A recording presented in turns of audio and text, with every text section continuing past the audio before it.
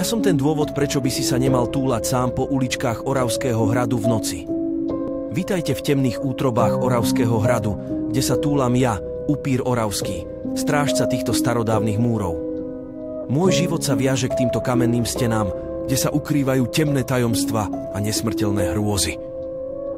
Dávno, veľmi dávno, keď tieto múry ešte boli mladé a dýchal som ešte ako smrteľník, bol som známy ako Zoltán, hrdý šľachtic z rodu Oravského.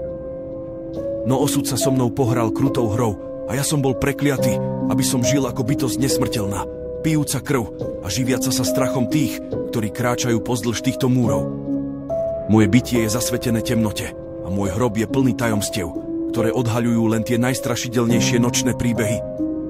Keď sa stmieva a nočné ticho sa začína rozliehať hradom, moje zovreté ústa sa otvárajú a moje tiché kroky sa ozývajú po dlážkach týchto hradných chodieb.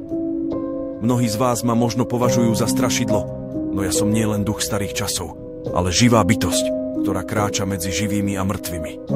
Môj hlad po krvi a môj hlad pomoci sú neukojiteľné. A každý, kto sa odváži kráčať po chodbách tohto hradu, riskuje, že sa stane súčasťou môjho večného bytia. Takže ak sa odvážite vstúpiť na hradné nádvorie, buďte pripravení na stretnutie so mnou a nezabudnite, že každý krok, ktorý urobíte, môže viesť k vášmu zatrateniu. Prezývajú ma upír Oravský a toto bol môj príbeh pre viac strašidelných príbehov.